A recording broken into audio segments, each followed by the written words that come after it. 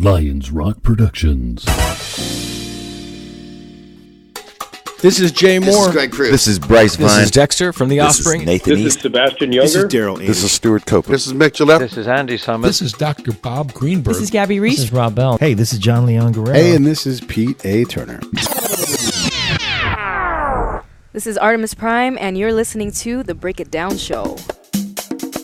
And now, The Break It Down Show with John Leon Guerrero and Pete A. Turner. Art3mis Prime, my homegirl, is back. And thanks for coming back. Thanks for having me back. I'm in good company with the folks that you interviewed. I swear that we have been talking for like 40 minutes. Yeah. And I just realized, like, man, we're already doing the show. We just need to put these headsets on. Exactly. But we've been talking about a variety of subjects not related to your new piece of work, which is available on YouTube. Yep. And it's just, when did you drop it? I can't remember. March? Oh, really? Yeah. No, sorry. February 28th. February 28th. It's called Algorithm and Blues. Yeah. So go look for it. The whole set is up there. The whole piece of work is up on YouTube as a set list. So listen to it. The shit is good. Honestly, I haven't made my way all the way through it yet. But that's okay. Yeah, I think I'm 7 tracks deep. That's all. That's the whole thing. 7 tracks. Okay. Mm-hmm. Yeah, it's an EP. Yeah, it's not this big, massive collection of stuff I've been hoarding like the City Baby mixtape was. Yeah, it's different. Did you? I do lose my shit when the beat dropped, though.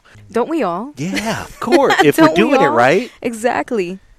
Did you suffer any kind of sophomore thing? I mean, by now, you hear about artists who always go through the sophomore thing. And the reason I bring that up is because if you've hoarded shit for a long, long time before you drop City Baby, you know, what happens to a lot of artists is they've got the first 20 years of their life to gather experience. Right. And to write their album, and they drop their album and it's great. And then they go, holy shit, I got to write another album and it's due in 10 months. And so I've got 10 months to write my second album. What am I going to do in 10 months to write, write a whole album's worth? But you don't suffer from that. No. The experience was a lot different, I think, just because I'm not really held to any sort of standards of like deadlines or anything of that nature. Yeah. I think that's the pretty cool thing about being independent. You are unencumbered. Yeah, I do what I want whenever I want. Yeah. And I had released City Baby sometime in the summer, if I'm not mistaken, of last year. Mm-hmm. And I had already begun writing music after that release anyway.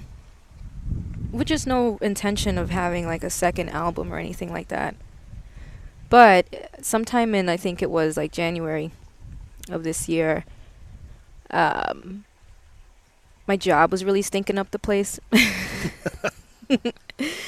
And I said I need to release an album. Yeah. And that's what made me sort of focus on something really good and, creative and whatnot. And so then I had a few songs anyway. They started to sort of sound really good together. And then just my career in tech gave me the Algorithm and Blues title. And it all started flowing together.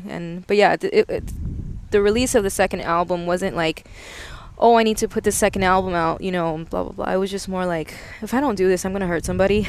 Yeah. I just need something good to focus on. I think it worked out really well. I really like it. I'm proud of it. As short as it is, I think it's more cohesive than City Baby. And I think it is too. Yeah. City Baby was kind of a cluster. Well, okay. It was eclectic. It did explore a lot of things, but are you talking about a cohesiveness that comes because of your development as an artist, or is it just that you were really focused for a short period of time, so your output was, similar to itself?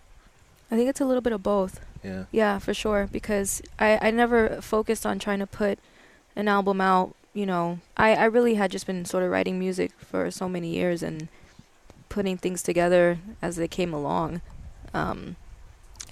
But then by album number 2, I did hear a lot of growth in the production, the delivery, the style, the sound, and whatnot. Yeah. Yeah, it was kind of a bit of both.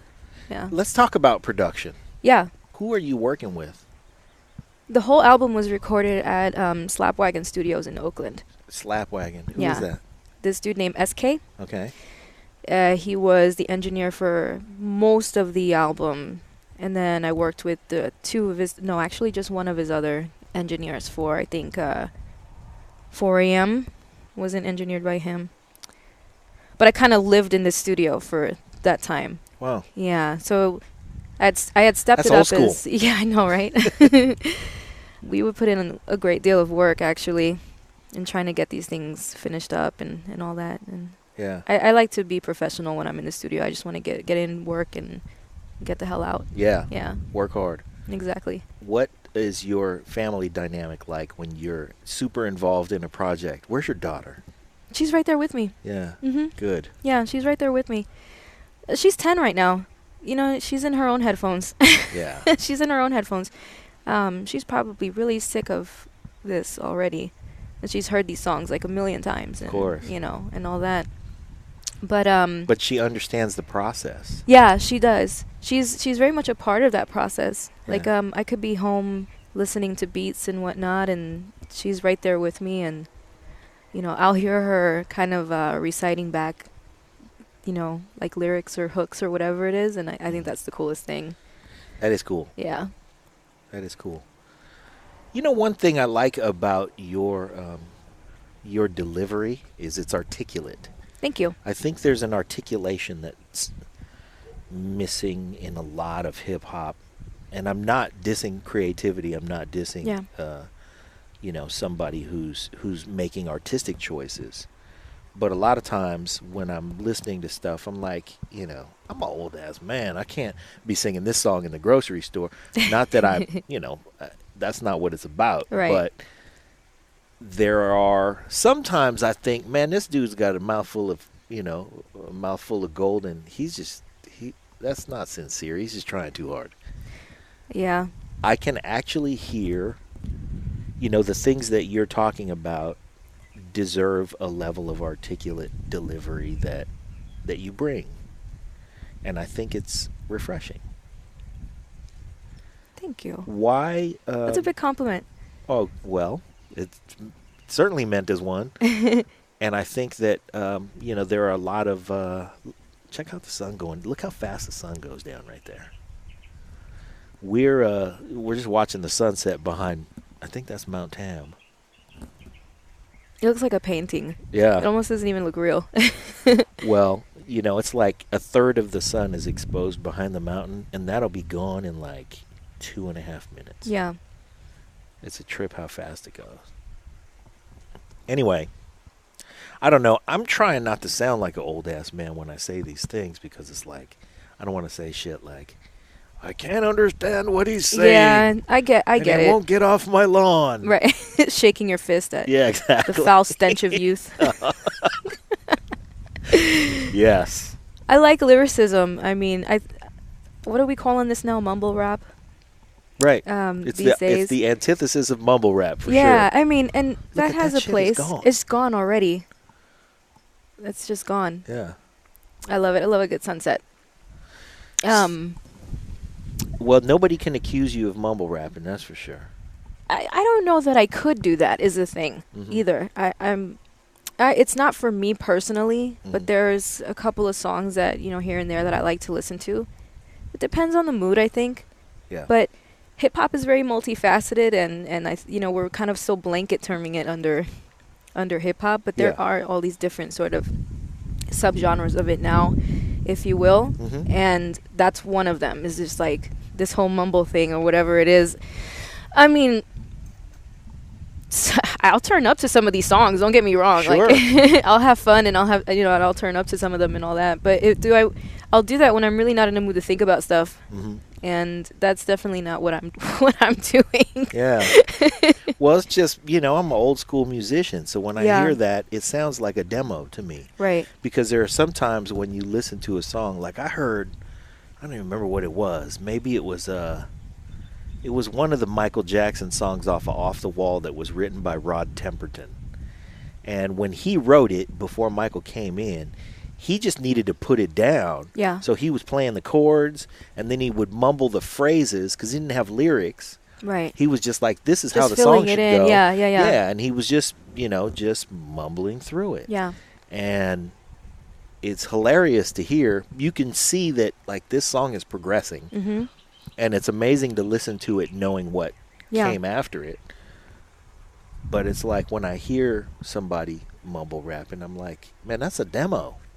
Finish writing the lyric. And Finish writing the lyric. I can't wait to hear what you have to say. Yeah. It's a little anticlimactic if you're just, trying to find some sort of substance, in the lyrics. It's really not what it's for. It's taken over, I think, the mainstream of rap, though. And there's a lot more than that going on if you follow hip hop closely, or you're paying attention to it. I think this is kind of what is thrown into our faces, but there's still a lot of really good lyrical content out there. I mean, and speaking of well, and you know what I'm going to say, let's not say still. Yeah. There continues to be a creative force of lyrical content. Oh, where yeah, people absolutely. Are, very literate and very expressive, and are expressing complex ideas. I mean, rap has it came from something that was fun to do in the club, and over the years, and let's face it, it's been 40 years. Yeah, it's in been a long 40 time. years of development, Yeah. it has grown complex. Yeah. And is now, it's found its way to being really, if you think about it, it's the most literate form of lyric. Yeah. Because you can do the most. Right. It's getting windy. Let's walk inside. Yeah, you can probably hear all that too, huh? Yeah. I could probably help it out in post. But we're just going to take this stuff and walk right in. Thank you. Yeah. The wind's blowing into the microphones, and it's getting cold. Well, the thing about hip-hop is it is the place where you can do the most complex rhyme schemes. Mm-hmm. It's also the place where you can take some artistic license. Right. And, like we learned from Allie Willis about show tune writing, you can't take artistic, you can't use near rhymes. Right. No. You got to rhyme it precisely. You do. Things have to rhyme in a very specific way. You can't just find words that sound like they rhyme with the word. But then accents and dialects come into play too sometimes, so there's that. Well, that's the nice thing about that's the leeway that you get in hip hop. Yeah. You know? You still have to do it artistically. You still have to sell it. Right. And as long as you can do that, then you can get creative, and folks will cut you some slack. Right. But I think when people listen to your work, what they're going to find is they're going to find some complex messages. You're a complex person. Yeah, I think so. You are not unfamiliar to, that lyric about pissing the elevator. I'm like, because when I see you, I know you from, first of all, we met in a very professional environment. Right? And we did, yes. We sort of, it was kind of quick, though, I feel like, where we sort of did the secret handshake. We did. Working with these folks, it was quick. But we were very good at navigating through these sort of real corporate and, Yeah, you got to do it. Uppity spaces. Got to make a buck. Yeah, exactly. But underneath it all, here's I could tell you were down. Yeah. Pretty fast. And then that's funny. But you have a daughter. Mm-hmm. You live a life that has love and tenderness in it. Yeah, absolutely. But you are down. Yeah, I'm very much a byproduct of my the urban environment, my upbringing, and my traumas and whatnot. They have shaped the person that I am today, and shape who I am as an artist. A lot of people though who take that shape don't have the same kind of polish that you have. So that's where the complicated part comes in, is that you really straddle every world there is in an urban environment. You can go from down and dirty to the most, the shiniest bespoke boardroom. Yeah. It's a talent or a skill. It's a survival skill. It is a survival skill, It's really right? what it is. It's a survival skill. Yeah. I think from a very early age, I learned how to navigate different spots and places and shapeshift, if you will, to Right. kind of fit into, places where I didn't want to be in or I had to behave in, like work, for Right. example. You got to make a buck. And here's this kid from the projects who also happened to get into like punk rock and was goth and all this other stuff, you know what I'm saying? Yeah. So there's a scrappiness about it too, where you have to defend yourself from all of these elements and all of these things. And then at the same time, I did have the privilege of, kind of going beyond a certain level of schooling, for example, and like the fortune of meeting certain people who were able to introduce me to certain things as well. Okay. I think it's all been the stars aligning, if you will. Yeah. I know that not everyone gets to have that experience or these experiences. That's true. So I hold them dearly, and I want it to reflect, if you will, in what I do as an artist and as a person, as a mom, as a homie. Yeah, right. All of those things. All those things, yeah, That I think is reflected in your music, because you really can get really sucked in fast. Yeah. Into like, wow, we're going on this journey, and I'm going on this journey with you as an artist, a person who exudes all of those things at once. Because what ends up happening is, as a listener, you're tapping all those things at once. Yeah. And so I'm like, I got to go on this ride, and if I'm going into places where, I got to put my guard up, like I look over and your guard is up first. Right. And then when it's like, nope, we're going to relax now. Yeah. And it's okay. And I look over and you're okay. And so, you really do like lead this journey. I mean, you're a tremendous tour guide. Yeah. Some of the lyrics that stuck with me are catchy without the thing that I appreciate is it's not trying too hard. It's really sincere, and that always wins, right? Yeah. The sincerity. What are you going to do next? I mean, I hate to already look forward because we're just kind of starting this conversation, but it's like going from City Baby to, Algorithm and Blues. It's a different piece of work. It is. I think so too. I mean, even within the album itself, I feel like it starts off with a certain kind of tone. Mm-hmm. Then you have the interlude, which is like, sit down and strap yourselves in, folks. You're going to get hit with some shit. Yeah. I forgot I can cuss on this, right? Yeah, you can. Yeah. Fire away. And then I would say from the interlude on down to the last song, you really have to sit and listen. Yeah. So it's like it is like a tour. Yeah. It is. I don't know how else to describe it, but I think what I want to continue to do is carve out my own lane artistically, and not be boxed into whatever people think rap music is or what they think an MC should be or whatever it is, because I like a lot of different things. Yeah. And I've started collaborating with folks who are just completely outside of hip hop music. Okay. Just to sort of blend all my worlds together, because I like live music so much, and right. I am still in my metal band too, as a matter of fact. Yeah. So there's that. But trying to get as many of my influences as possible, and then not sweating myself either. Like this is the good thing about being independent. Is I love that you're unencumbered by the bullshit. Oh yeah. To be in a metal band and to be have the freedom to create a rap EP at the same time.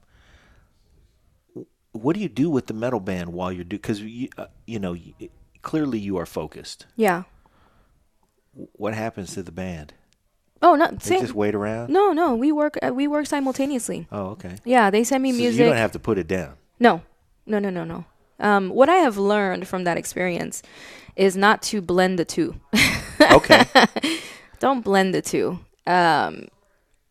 It doesn't always come off as create. I don't know. I end up not liking it as much as I maybe think. Why? I should. Why don't Sounds why don't too you Fred like Dursty. it? But okay, yeah, there's that. First and foremost, if anyone out there listening likes Limp Bizkit, disclaimer, this whatever. Mm-hmm.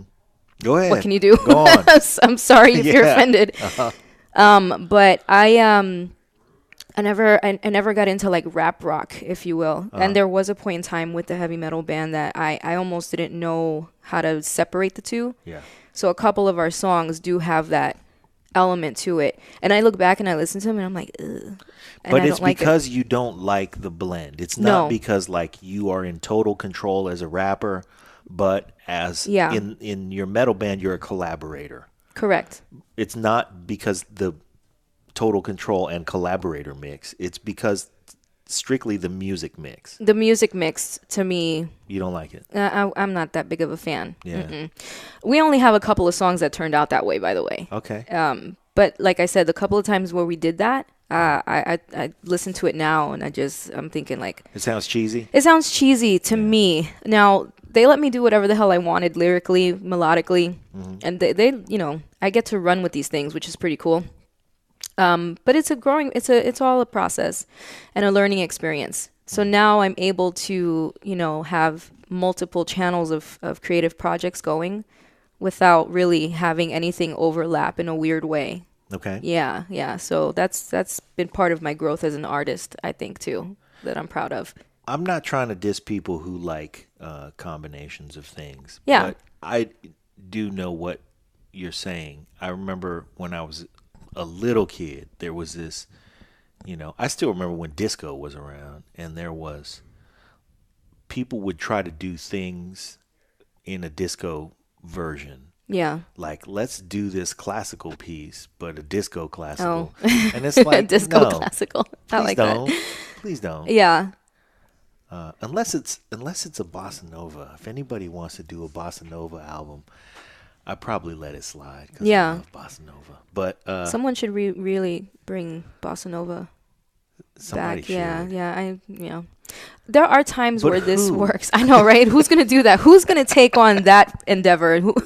What brave soul? It's like somebody brought back skinny ties. Why wouldn't they just go, yeah, this is like the skinny tie of music? Yeah. It can be cool if done correctly. Sure. I mean, there have been a couple of times in which what I do as a rapper has worked for whatever project I'm collaborating on. Mm-hmm.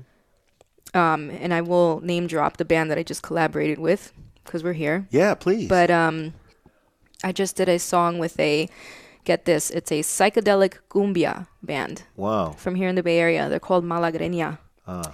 I met them at a KPFA interview for La Onda Bajita. And I don't know why the hell they invited me to perform at their thing because it's mostly a Spanish language radio show, and I really don't do anything in you Spanish. Don't rap in Spanish, yeah. No, I don't, right? So, but I got to talk How's your into... Spanish? Huh? How's your Spanish? Very Puerto Rican. Yeah. Yeah, I avoid speaking it out here like the plague because I'm saying things that might be like bad words.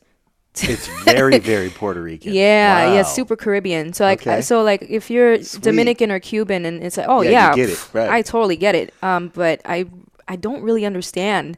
But we live in old Mexico. So Yeah, and I don't understand a lot of the dialect, the accent in Spanish. Some words I'm like, oh, I'm sorry. Yeah. I asked them to slow it down, and they asked me to slow it down. We're speaking the same language, but we're like, what?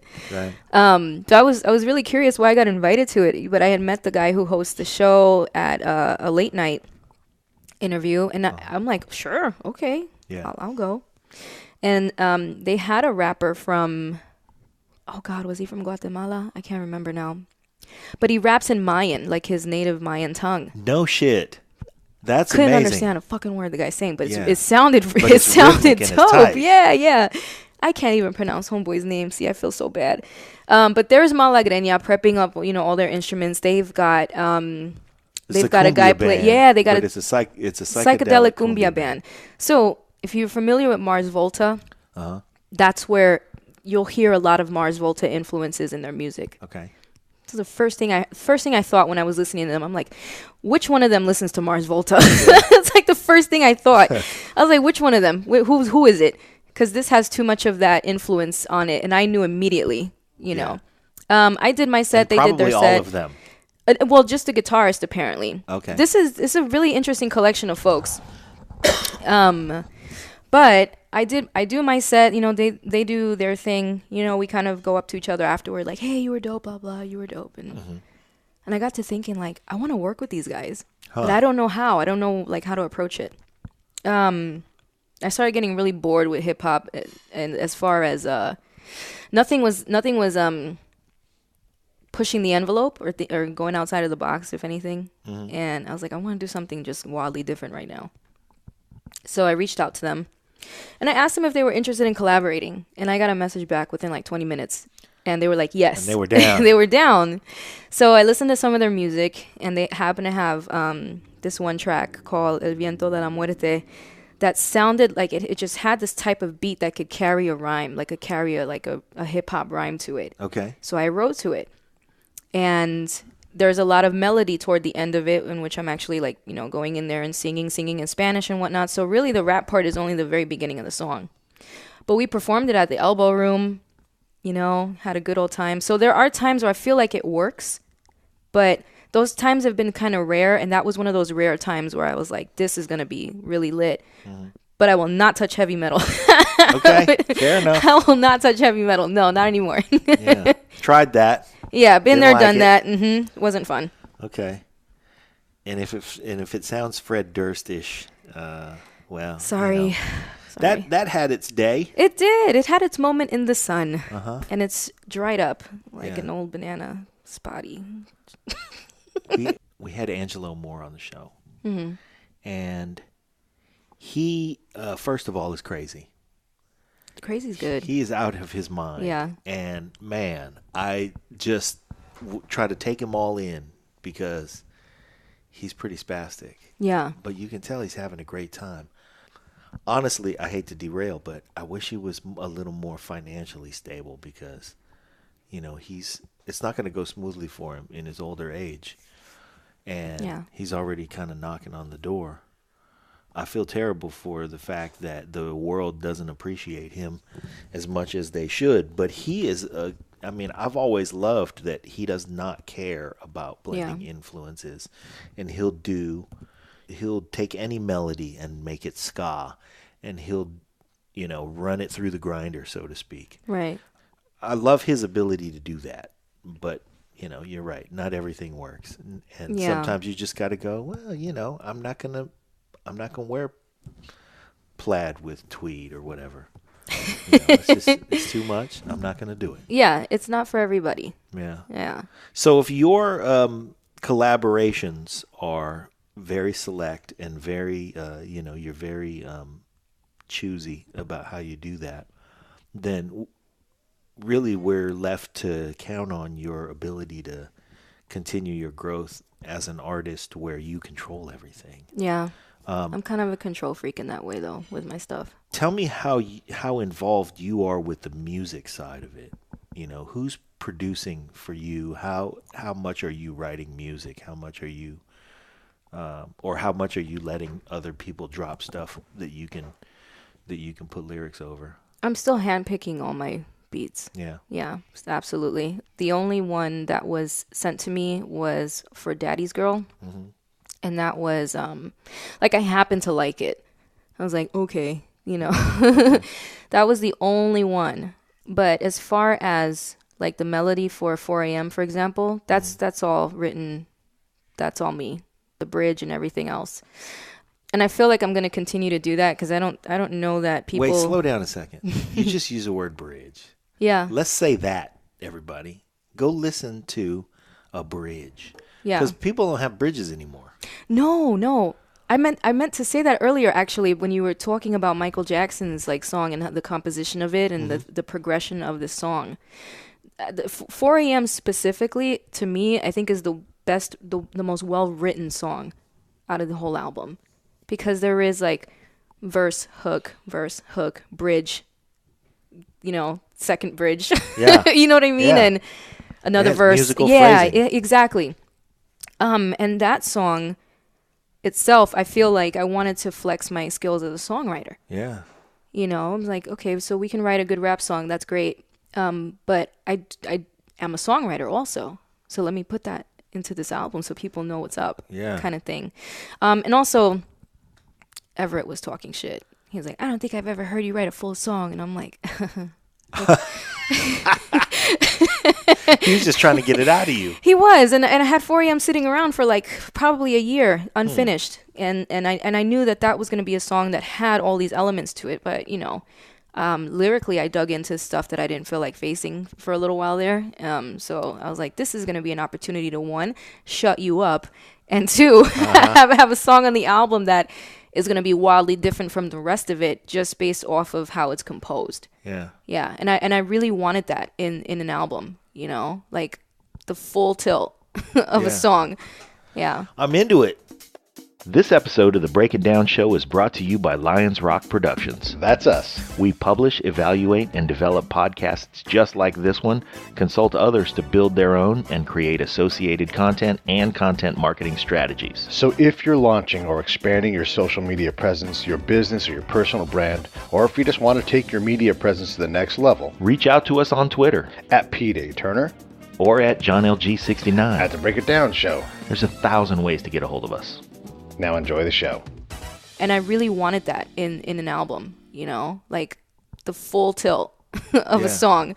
Yeah, I'm into it. I appreciate that, because there are a lot of people who are basic.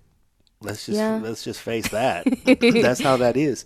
And a lot of people making great songs, but I think songwriting as a whole has gotten less complex, has gotten less adventurous. Right. And man, I don't know why, but it's really typical for me to just love the bridge of a song so much. That's my favorite part of the song too. Always. Yeah. Why is that? I don't know. Is it because it's the part that they've been holding back, and then they give it to us and it's like, oh, this is different from the whole rest of the song? Yeah. There's like an escalation there, that you were waiting for. Yeah. If you will. Sometimes these songs can be really anticlimactic, and you don't have that crescendo, that build up to this beautiful look where we've bridge. gone. Yeah, exactly. Look where we've gone, and then it's like a ride. The bridge to 4 a.m. is my favorite part. Yeah. And shout out to Hannah Levy for being the vocalist on that. I sang it myself first, and I heard it back, and I was like, You didn't like it? No, I mean I love singing. Yeah. And I'll sing a lot of my own stuff. I mean, hell, I sing for, a band and whatnot. You're also a singer. Right. But something was missing from this track when I sang it myself. I don't know what it was. I was like, it's just not there. So I asked her to come and do it. And I was like, here's the original. Tell us about Hannah. What had you collaborated with her before? Because I don't know her. No. So Hannah's the homie. She's really, really rad. I met her a really long time ago. She used to help with an open mic, it was a monthly open mic show called Sistar Cypher in Oakland. Okay. Sister Cypher. And she's more of a jazz. I think she does really well with jazz vocals. Okay. She can sing her ass off. And where was this monthly open mic? At the Alan Bluford Center. At first it started at Quilombo in West Oakland, and then it moved over to the Alan Bluford Center for Justice on Telegraph in Oakland. Huh. So it was like a every first Friday, second Saturday type of event. And she doesn't really do it anymore, but that's where I first met her. And we had always, people always talk about collaborating and you never do. Yeah. Type of thing. I just didn't have anything at the time for us to really collaborate on. She's a singer for a band called Little Arcs. And it's an indie band that I'm actually going to be doing a show with. So they're going to learn my songs and play them on their... That's tight. Yeah, and I'm going to be doing the show with them as well. And of everyone that I know, and I know a lot of singers, I know a lot of rappers, I know a lot of folks, I guess, who do music. I was like, yo, something about Hannah's voice is going to be perfect for this. And I hit her up and I sent her a song. And I said, listen, you don't have to do it. If you think it sucks, you don't feel pressure to to be the vocalist on this, but she was with it and she came to the studio. We knocked it out in one session, and that's what we have now. And I did backup vocals for it. I'm just kind of tooting my horn a little bit, but I just did a big a backup vocal for it. I didn't want to be on the forefront of it. When I heard it after the studio and after it was all ready and kind of ready to put on the album, I listened to it so many times because the bridge was my favorite part. My hairs would stand up listening to her sing this song that I wrote, that it gave it such a different feeling. And I was like, damn, son, I could write a song. Yeah, right. You created the piece, and the piece took on a life of its own. Yeah, like just having her on it, it did. It had a completely different feel to it. And we've performed it together live as well. The cool part is if she's unable to come to the show, I can still sing make it. your way through it. Yeah, I can still sing it, which is fine. But as far as it being on record, yeah, she did that. And it was the right move. It was, yeah. She was my first feature. Terrific. Yeah. My first and only feature so far, actually. Yeah. I have mixed feelings about the feature. I love collaboration in general. Yeah. But I feel like the feature's gotten worn out. Mm-hmm. You know, it's almost like the rap song without the bridge. Right. It's like, oh, here's some more features. Yeah. You know. And again, I don't mean to diss collaboration, but it's gotten to the point where there's a recipe, and the recipe is, oh, I'm going to bring in so-and-so on this. And it's like, I really like to see what somebody has to offer completely. Yeah. And we don't see a whole lot of that anymore. I would love to be the person who's like, yeah, let's brings that collab on back? this. No.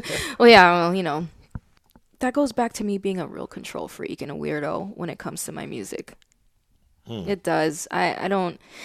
The messaging in a lot of my songs is so freaking specific and layered that I don't know how to invite people to be part of that process unless they absolutely know where my head is at for Okay. a song.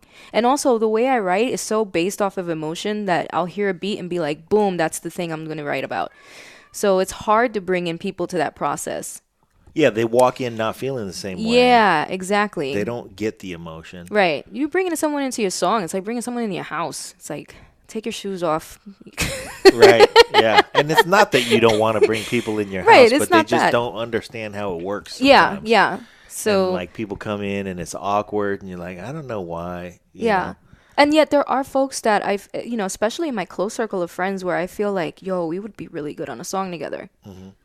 But the process for me is so But you from don't the just hip. say that like a real cheap, you know, No. in a cheap way, because all. people do say things, not just there, but just to give some context to our listeners. It's like when you work with somebody and it's their last day. Mm-hmm. They turned in their 2 weeks and they're leaving. Yeah. And I've always, I don't know why, but people are like, oh yeah, let's stay in touch. Mm-hmm. I've come to the point where I would quit saying that to people, because Yeah. it's like, look, Like it's not going to happen. intentions aside, Yeah. you know, we're probably not going to stay in touch. It's Right. just too, and it's not offensive. I'm just not going to say, hey, let's stay in touch and try to obligate somebody to stay in touch. It's like, look, if we're into the same thing, Yeah. we'll stay in touch. Yeah. If not, hey, man, I hope I see you around. And everybody's that's so about freaking busy too. Like, I mean, I do want to still work. I had this song idea that I thought would be really cool if I got a bunch of rappers who happen to be women on it. But trying to get people to collaborate and everyone's schedules, Uh-huh. it's like herding cats. It's hard. And It's hard to force. yeah. And the more people you're involving in the project, the harder it the gets. more you complicate it. Yeah. So And everybody deserves to have a little piece that's theirs. And Right. if it's not a collaboration that's like a band thing, because that's the thing about bands is they don't start to really sound good yeah. until they smelled each other's funk for a while. It's like we lived in a van for 3 months, Yeah. and for some reason it made our band sound better. Well, Yeah. of course it did, because you're of the same mind now. Right. And when you bring people together, I don't know how they do shit like Lady Marmalade, where they get all those singers that come in, and it's like, you know, I don't know. Somehow they pulled that off. But it's not always the same, especially when it's a more organic process like yours is, Yeah. you know, where it's not just like, well, here's the cookie cutter, get to cutting cookies. Right. You know, Yeah. you go in and you have a thing it's about a germinating process. Yep. By the time it's a song, it came from a seed. It didn't come from Yeah. a factory that bred seedlings. Yeah. So Yeah, it's tough. I mean, it's tough. I think I've low key committed to like a lot of stuff, like collabs or whatever. People say, "Yo, I want you on this track," and I'm like, "Okay, tell me when." and that's about all it takes. And I've done really good collaborations on other people's albums. But I mean, for my own, there's no real rhyme or reason. Like, everything about my these two albums has come inexplicably and without method. Yeah. So it's hard to get people to come Get with that. into my world, as opposed to the first thing they're going to ask you is, let me get with your method. Yeah. There isn't one. There really isn't one, exactly. So if someone sends me a track and they're like, yo, I need a 16 or however many for this. Yeah. Cool. You I'll could write drop it. that. Yeah, I'll write it in 5 minutes, and all right, cool. And then just tell me when to come record it, and I'll be there, and I'll be there on time, and I'll do it in an hour, and off we go. Yeah. So, the couple of collaborations that are like on my SoundCloud, for example, that's how that went. Someone solicited me and was like, yo, I would really like you to be on this track. Okay, cool. The song itself already had people recorded on it. I can kind of tell the tone of the record, you know, things like that. But with me, I'm like fucking sitting in the dark at my house, like, oh, that's rad. And then boom, there's a song. It's hard to get people to come onto that, Yeah. Yeah, so, God, I sound like one of those freaky weird artists. You are one of those freaky weird artists. I'm not trying to come over to your house in the dark. I don't wanna see no With shit the like that. cats. I'm gonna take my shoes off. I own how bizarre I am, and how like in my own world I am. I own that shit, and I love it, and I love living there. That's true. Yeah. You clearly do. Yeah. You have a personality that says, I'm going to do whatever I want, which is really the reason why your art is so important, because it's not a major label release. Right. If 1 million people hear this thing, it will be amazing. Yeah. But it's not going to start off with like Clear Channel is going to spin this. No, not at all. Every major market in the country, and it's like this thing has to go grassroots, or it won't go. Right. And the reality is that in most of the time in that circumstance, people go stir crazy because they're chasing something, and you are genuinely not chasing something. Right. You're expressing something that is uniquely yours, that you do own, and if people don't get it, fuck them. Yeah, that's the sentiment all the time. Is if you get it, that's great. I love when people get it. I love when people like find the Easter eggs in the lyrics and can really get down with what I'm saying. Yeah. And then some people will pick and choose, the songs that have the more, bounce to it, the more, the stuff you can perform live for a crowd, for example. Yeah, if that's what speaks to them.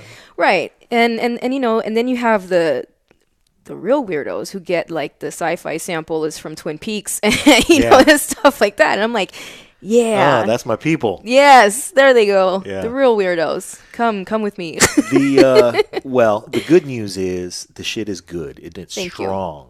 And that's what I appreciate about it, is that regardless of, I hope a lot of people hear it, but whether or not 1 million people hear it, or whether 200 people or 400 people or 4,000 people hear it, it's undeniably strong. And even if those certain songs are your cup of tea and these certain songs aren't your cup of tea, the work is undeniable. Yeah. I appreciate that. Thank you very much. Yeah.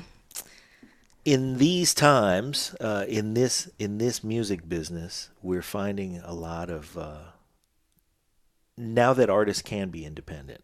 The shit that sucks is that there isn't the big money of a record label budget to go in the studio. Yeah. I watch these documentaries, man. I have a friend actually that I made who was on the show, and he's one of my heroes as a drummer. His name is Rick Murata, and we've become friends.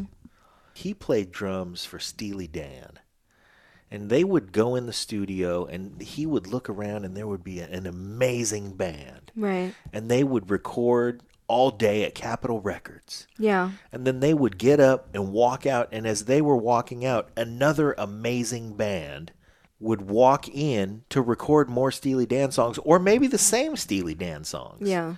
And it's like, how in the fuck were these people having these kind of budgets where they could pay these top studio musicians, and then like, I don't like the track he recorded, I'm going to do another take with this other really expensive dude.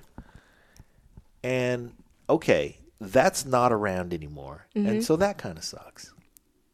But what is around is the ability for you to create something where nobody's telling you what to do. Mm-hmm.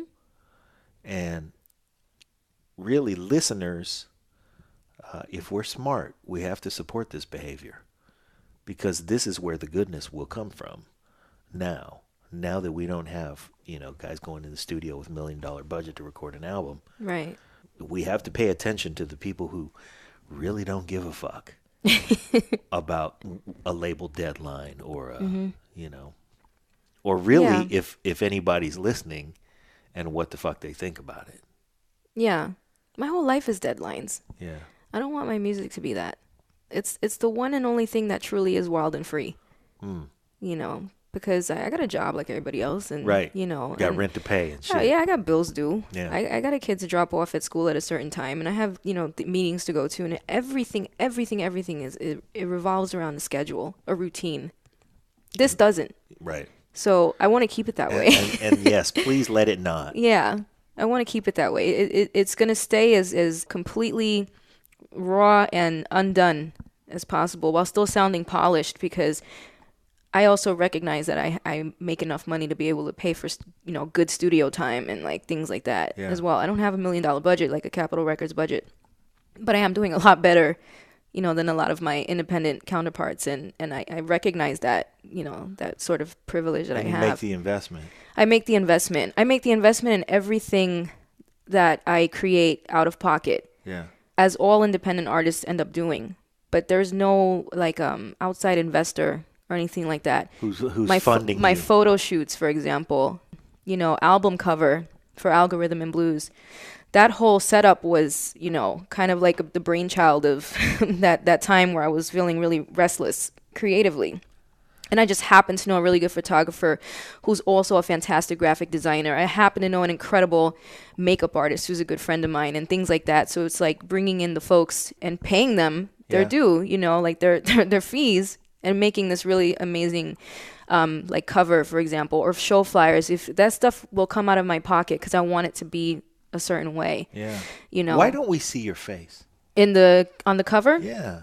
Good question. What the hell was I thinking in that time?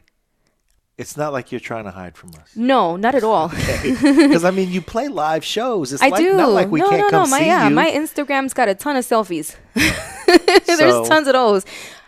I wanted, so if you look really closely at the image itself, which I don't know if you can quite see in the video, but there's a grid over my face that's like facial recognition software. Okay. Yeah.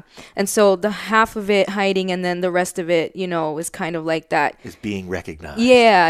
It's like I am being recognized wherever we go technically. If there's a camera pointed at you, then boom, they've got your features. Yeah. I'm on Snapchat all the fucking time. That's kind of where it came from. I was like, wow, that's creepy how it does that. And now it's got this thing over my face. So it was a little bit, it was probably a little bit militant looking. It was. Yeah. And then,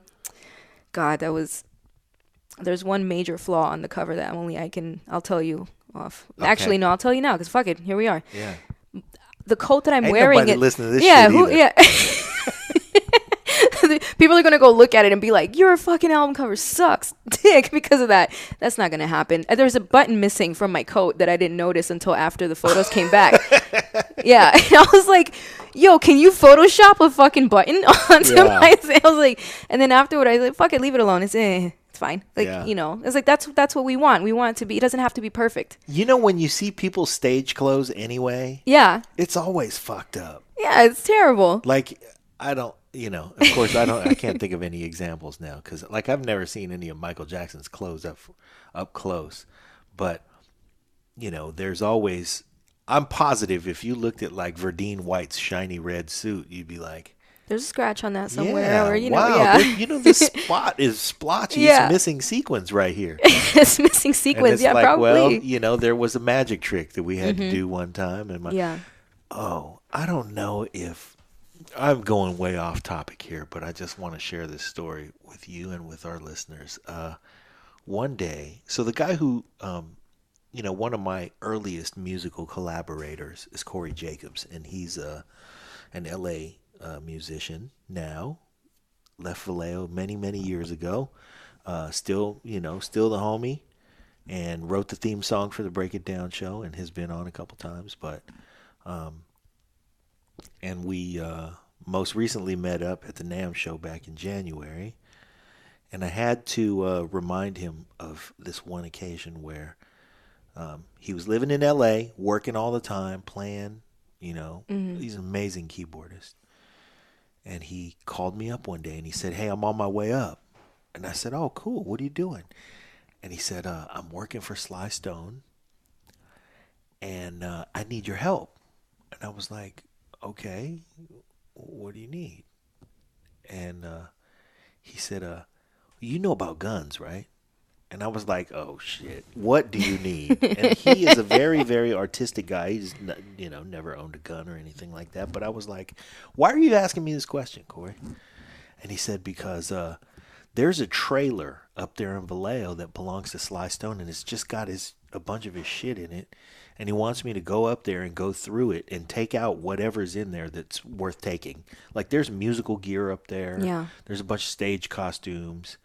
And apparently there are 2 firearms. And he wants me to bring them back to Los Angeles. And I want to just make sure that I'm like traveling safely with them. So if you could help me like take apart whatever's there and make sure it's not going to like shoot me while I drive down Highway 5 or whatever." That's funny. So I was like, "Okay, let's do it.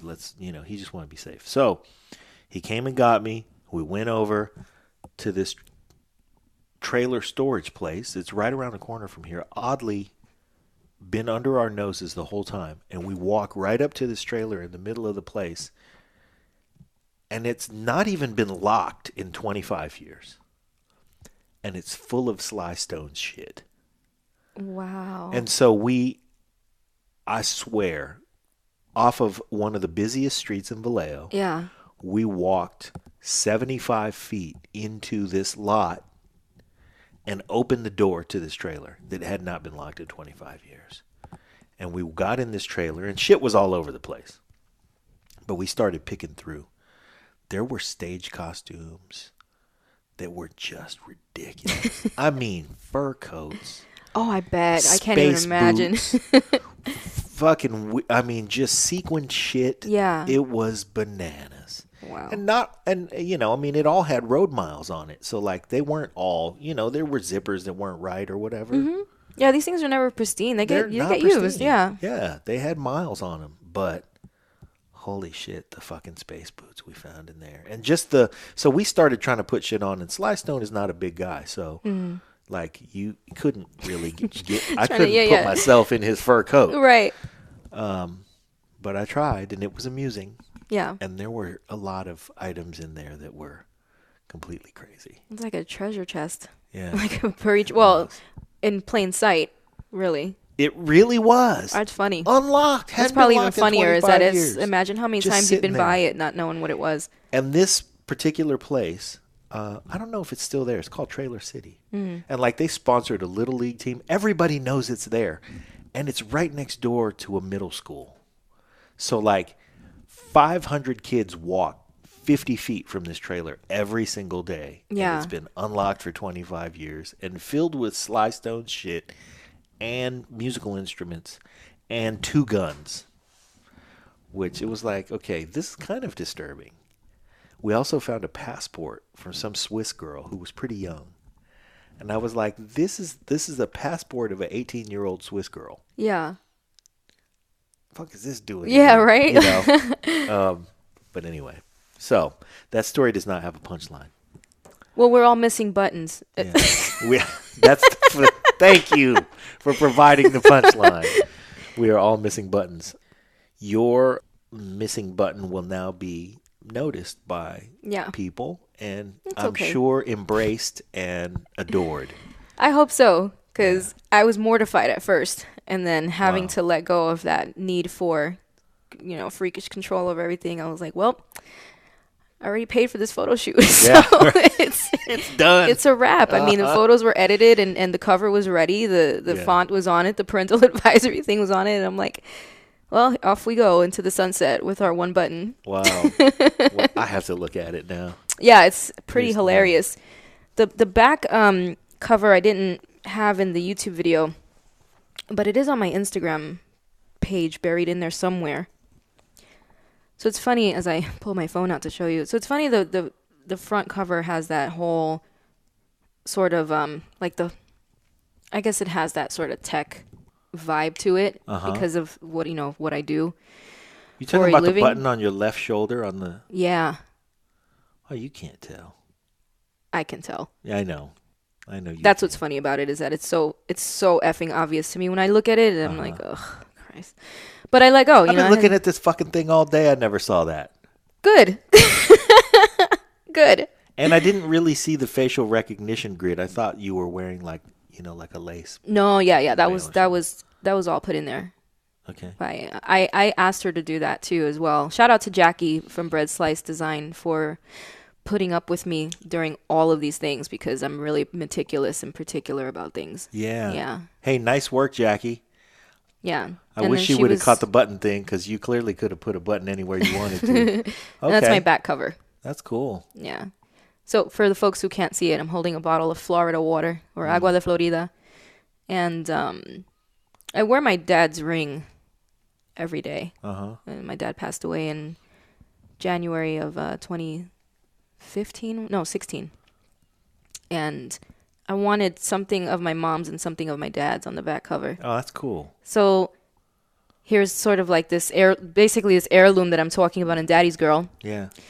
And then the Florida water from being raised in a very interesting household, if you will. 'Cause my dad was a devout Catholic, but also a science fiction enthusiast, which is bizarre, right? Like, yeah, what the fuck? That's a little... Yeah. And then my mom was very much into her, like, candles and saints and Santeria, things that were related to Santeria, and all that. And it always smelled like incense or sage or something in the house. Just depending on what needed to happen. Exactly. So having the elements of like spirituality and science in the album intertwining, it's like, that's very much, like I said, byproduct of how I was raised.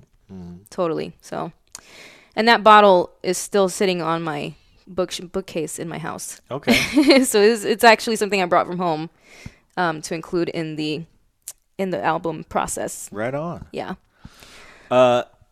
Okay, so we're kind of rounding third base, but I want to just mention, because you are from Brooklyn. Shout out to Black Sheep Drez, my Brooklyn folks. Hey. Do you know Drez? You mentioned him to me before. Yeah. Yeah. He's got a few years on you. Yeah. But good dude. Do you ever get back to Brooklyn? Okay. Yeah. Yeah. Shit, you guys should meet up. The reality, though, is that you are now a product of the Biggity Oak. And you live in a house that was occupied prior by an old Oakland jazz musician. What was his name? This guy named Calvin Green. Calvin Green. Yeah, I still get some of his mail. It's really funny. Do you know, did he leave the house or did he leave the earth? I don't know. I don't know much of the backstory to the house. And I didn't even know about that part until we walked into the garage after, they were showing us the house. And I still didn't put two and two together until I started kind of getting mail. And, and I started creeping the old posters that were in the garage. It was like walking into a time capsule. Wow. Yeah. How old are these posters? They're dusty and they look pretty old. I got to get back in there. I don't venture into my garage that much anymore. But when we first moved in there, I was in there quite a bit because we're, kind of storing things in there. Yeah. But I've been meaning to kind of go back in there and take a peek. You don't go in the garage very much. I really am curious to know what happened to Mr. Green. Okay, Oakland musicians. Yeah, let's try and find out Let's find out where Calvin Green is, who Calvin Green was, what is his body of work, and see if we can get to the bottom of the Calvin Green mystery. And I want, next time I'm in there, I'll grab some pictures of the posters and send please them to do, you. So we can get some get some dates. Oh, we'll get to the bottom of it though. We will get to the bottom of it. It's kind of a bit of a mystery or whatever, but it adds to the allure of the spot that I live in, so it's pretty cool. Yeah, like, how's your neighborhood? I actually really love my block. Okay. I like my block. Does it really smell like pistol smoke where you are? Sometimes it be popping around the way. Right. I mean, and that's definitely it's the biggity. Yeah, I mean, happen.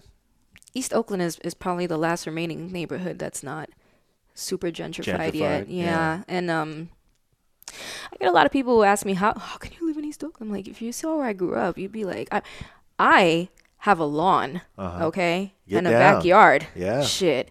Tell me nothing. I moved on up. To the east side. To the east side, you know? having grown up in a concrete jungle and you know, fifth floor of a project building that's 16 stories. Wow. That's the piss in the elevator. You were dope right spot. in the middle. Mm-hmm. Yeah. I like to let people know where, especially like I'm like, it's right across the street from the projects Jay-Z grew up in. Huh. So you have Marcy, you have Tompkins, you have Sumner. It's like this sort of like little trifecta of Bed-Stuy projects, and that's home. And I try to go at least every couple of years, especially as of late after my Who's dad's still passed there? away. Everybody. You still got folks. Everybody. Yeah. Yeah. I'm the only person in California. Oh, I don't have family here. wow. Yeah. It's just me. Me and my kid, the pets. Yeah. Wow. Yeah. You were an adventurer. What brought you out here anyway? My daughter's father's from here. Okay. And there are a lot of people, to my surprise, that don't get down with New York City. Or don't like it, or can't handle it, or whatever the case may be. It's too much. It's It's overwhelming. too much. It is, and I guess I Is that see what happened? that. Yeah, There yeah. was a little bit of overwhelm, and it was like, I got to get back to California. Yeah, and so, you And know. So you followed him back here. I followed him back here, you know, dumb stuff. And whatever. Yeah. You're here. Here we are. What I didn't realize at the time, I think, was how serious of a commitment. Like kids are something you don't want to really separate from a parent. If there's no crazy reason to do so. Yeah. And a part of me was like, I'm not gonna let California beat me. Stubborn ass bitch. So Sounds about right. so I was like, I'm gonna commit to trying to make this work out here because my kid's born here. What am I supposed to do? Just like uproot her all the way back? I really wanted to go back home. Yeah. I did, you know. And then some days I When feel you have like roots that you want to share, that's just natural. absolutely, you know, my kids, That's part of grandma's your there, fabric, part cousins, of yeah, yeah. siblings, everybody's still there. And so, your daughter is not quite as in touch as you want her to be, I'm sure. Very, very different upbringing. I'm often challenged by the fact that we have different sets of worries, you know, in the way we're living now than we had when I was growing up. Yeah. Yeah. That's called progress. Yeah. That's called progress. Mm-hmm. I think every parent feels the same way because you look at your child and if you did it right, you have a different set of worries. Yeah. And your child has, moved on from certain worries that hopefully, you really should have wanted to leave behind, but they just come in as part of a package. Yeah. So you're like, no, you got to be in touch. That's why I know how to lock the door before I go to bed at night because, grew up in the funk. And then you look at your kid and you're like, how do you not lock the door? What's wrong with you? Yeah. It's a little, sometimes it's weird. Yeah. Still being. Why are you so much here. less guarded? Yeah. Stuff like I'm that. like, what? There's crazies out there. Well, but I mean, I think New York is like manic, and it's manic 24/7. Whereas things settle down here. Yes. at certain Yes, we do go to sleep. Yeah, and I struggle with that. Yeah. Because I've always been, I struggle with that. I've always been a night owl, and everything is so still at night here. Yep. I know it probably sounds really weird, but there have been times where you guys can get Cuban food at 4 a.m. You can do whatever the hell you want at Do 4 a.m. whatever You can you go want. get tattooed at 4 a.m. in New York City. Yep. You don't get that type of shit here. No. And there are times where I have been like on my porch, for example, and it's like 3 o'clock in the morning, and it's so stinking quiet. You can hear a pin drop. Yeah. And my ears will start ringing. I know that's crazy. Yeah. Like my ears will start ringing or quiet. something. You're in It's a too vacuum. quiet. Yeah. But then there's that like brief moment where I'm like, damn, this is pretty cool. It's peaceful. Yeah. And then somebody will start doing donuts, and I'm like, all right, I'm in East Oakland. Yeah. There's that. Yeah, I still have that. I still have that sort of like manic way about me where I have to walk fast and do everything immediately, and like and people are too slow for me. And I don't know. I don't I'm know that I'll slow. ever let that go. Yeah. I'm slow. So yeah, when you get into that thing, I'm sure I'm just gonna go like, okay, check her out. She's gone. Yeah. Okay. What do you want out of this piece of work? Where do you want to reach? What do you want to do with it? What is it that in what you're trying to communicate that you want to reach people in? I'm being very honest when I say I don't want anything out of this. Okay. What do you want out of life? What do you want? I want absolutely nothing. Like I'm all right with that. It is what it is already. Yeah, it's very much it is what it is type of thing. Yeah. This time, I did touch on subjects that were very personal to me, and I think that if someone can relate to that, or someone isn't quite ready to tell their story, that me telling a tiny bit of mine can help them out. So I know Daddy's Girl was I wrote that after my dad passed away. Mm-hmm. There's not a whole lot that implies it's about my dad and my relationship with him, but there are things that I do say in the song that are like, no, my dad is one of the biggest reasons why I am the way I am, or why I think the way that I do and whatnot. And then going into the interlude, Time's Up. I think this whole like Me Too movement kind of made people feel really brave to tell their stories, and we really need that right now. Mm-hmm. And I never told mine, especially on record, ever, or on paper or anything like that. So the few people that have like openly told me, yo, that song, albeit it's 1 minute and 8 seconds long, I needed that. And I think that that's probably the only thing I can hope for, is for people to somehow find something that they could relate to in it. And I hate that people can relate to it. Yeah. I hate that shit. Wow. But telling your story isn't easy to do. Mm-hmm. And I felt like it was finally time to do that. But again, the beat is what made me do that. It wasn't like, oh, I'm going to tell my story or anything like that. You followed the beat into I the followed rabbit the hole. beat into the rabbit hole. Exactly. That's exactly what happened there. And as soon as I heard the music, I was like, and then it came out. Yeah. That to me, that instrumental was made for that. And I came across it, and I thought, I didn't even think. The words just came out. Shit. Yeah, that was a 10-second jam right there. Like, it took me the entire, like, the whole 1 minute and 8 seconds of the instrumental is like, I freestyled that song out loud. And I was like, and then it was done. Yeah. Holy shit. And then recording it, I remember the engineer was kind of really quiet. Mm-hmm.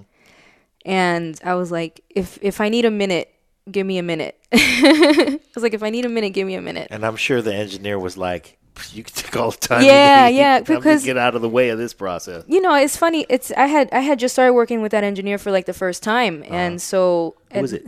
His name is Jay, and he works at Slapwagon Studios as well. Yeah, like the whole project was recorded there.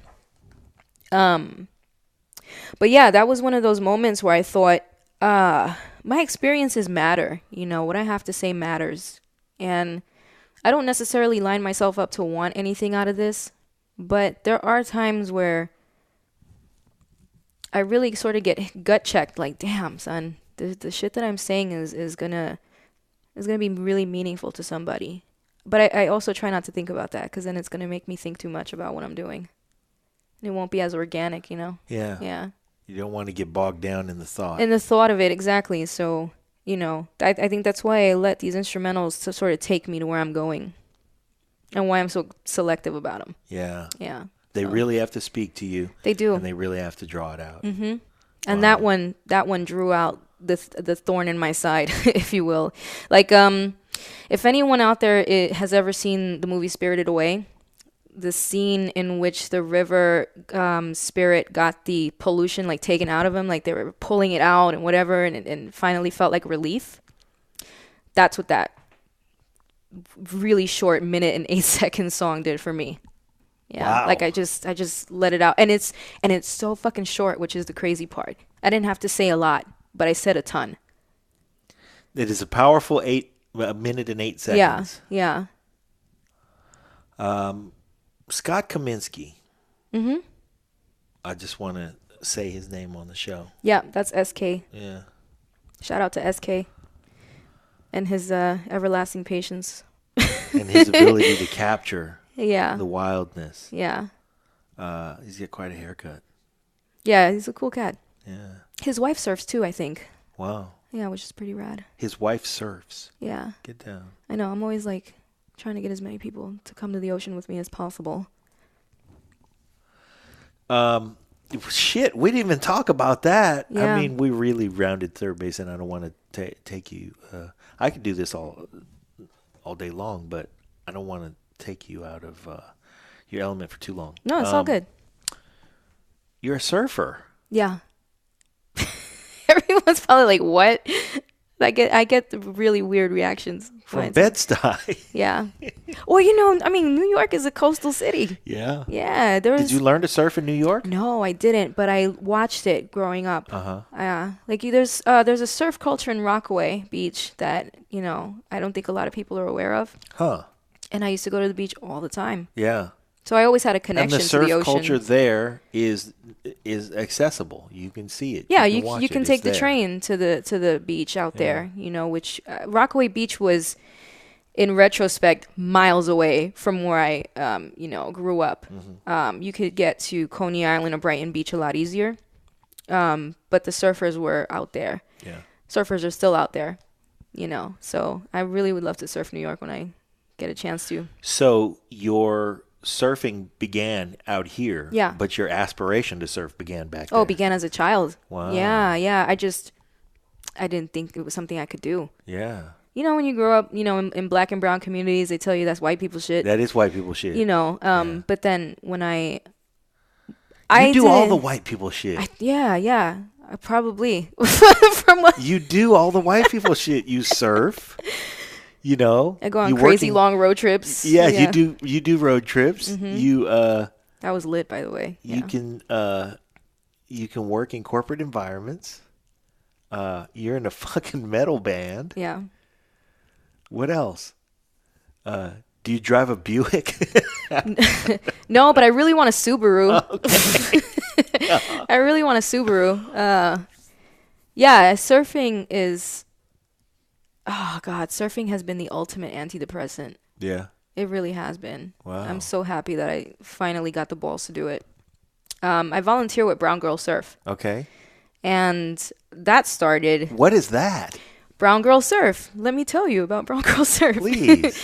Enlighten us. It's an organization that is really focused on changing the dynamic of surf culture as we know it, empowering especially women of color, to reconnect back to their ocean roots, and also give people a chance in the organization as well as the people who, come on to our surf lessons to, become a little more environmentally aware of your footprint, if you will. Yeah. So we're super careful with what we're doing. One of the things I love about all of the surf organizations is yes, we want to promote surfing. We also want to clean this shit up. Everybody. Right. No, yeah, it's a simultaneous effort. Yeah. One of the reasons why I felt like I couldn't surf was because when you watch TV or whatever it is, your images of surfers were always like these blonde-haired, blue-eyed, white dudes or, the same. Yeah.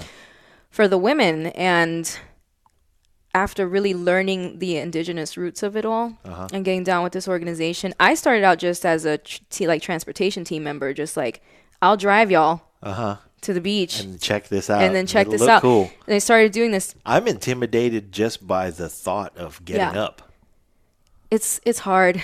Yeah. It ain't easy, but it's fun. It's fun. But I think maybe after my second, we do these things called Surf Sister Saturdays.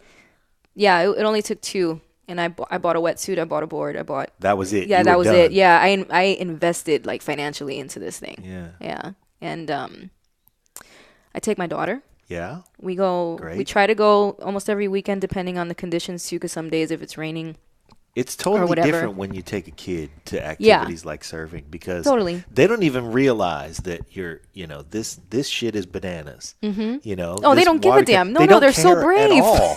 It's just like, what am I supposed to do? Stand up? Okay. Boop, yeah, and then they're up. Yeah. Yeah, she has no kind of fear about it. Crazy. And the beach culture in New York is completely different than out here. You could easily have a party in Coney Island, Jones Beach. Okay. Places like that, Orchard Beach. My mom used to call it in Spanish, La Playa de los Mojones. So if anybody understands Spanish, that means like doo-doo beach, because people, it's because it's gross. Doo-doo beach. Yeah, it's called doo-doo beach. It's in the Bronx, and I used to just go hang out there because my sister lives in the Bronx. Yeah, so beach culture, if you will, in New York was wildly different. It was a party scene, and I remember being like, you can't even be in the water without like flip flops on because it was so foul. Yeah. And getting with the organization and really sort of getting out there changed a lot of how I'm looking at the planet and all that. And I, one of the songs on City Baby, I mentioned some environmental things in there, which I think may have gone over people's heads, but that's okay. Yeah. But it's one of the things that caught you because you're out there and you get to be out there without flip-flops, and we have to preserve that. Exactly. I really appreciate surfing organizations for their environmental responsibility, their desire to kind of preserve the what's cool about being out there. We had Laird Hamilton on the show. Oh, really? Yeah. You have everybody on the show. Yeah, I said it earlier. I'm in Gabby good company. Reese both. Yeah. I'm in good company. It's funny. It changed how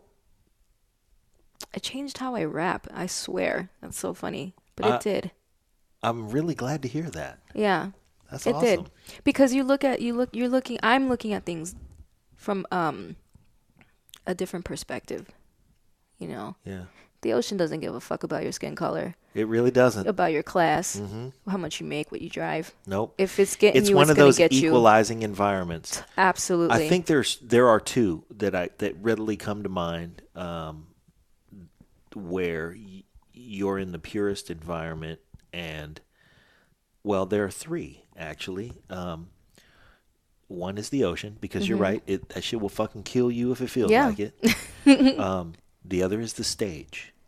When you're on stage making music, if you can make the music, nobody gives a fuck what color you are. Right. And especially now, I mean, back when there was a Chitlin circuit and all that stuff, that was a whole thing that got you to the stage. But once you're on the stage, when you're making music, you make music with your eyes closed. Mm-hmm. And the third environment is the boxing gym.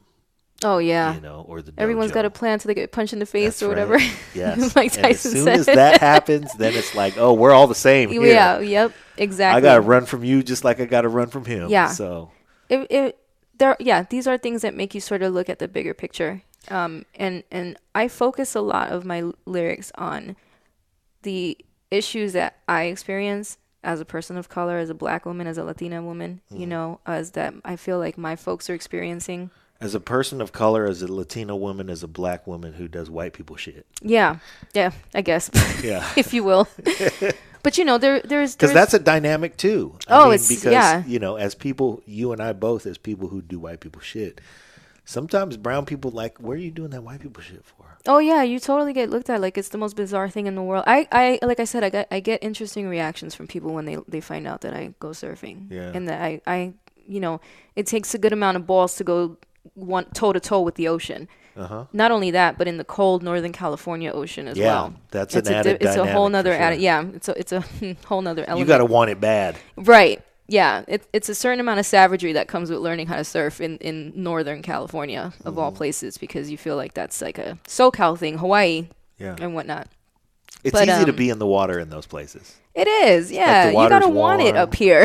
You gotta want to put you on that really thick ass must. wetsuit and get out there and fight with those cold waves and all that stuff. I love that shit. Yeah. I love it. But I definitely will rhyme about a lot of the things that we're experiencing as people in this day and age.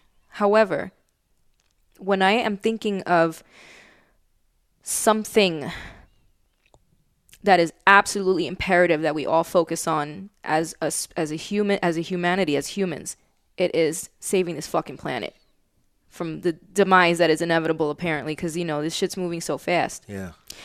And that conversation in and of itself is also multi-layered, because you do have like poverty that you need to look at, and why impoverished places have like all this pollution or whatever the case may be. Yeah.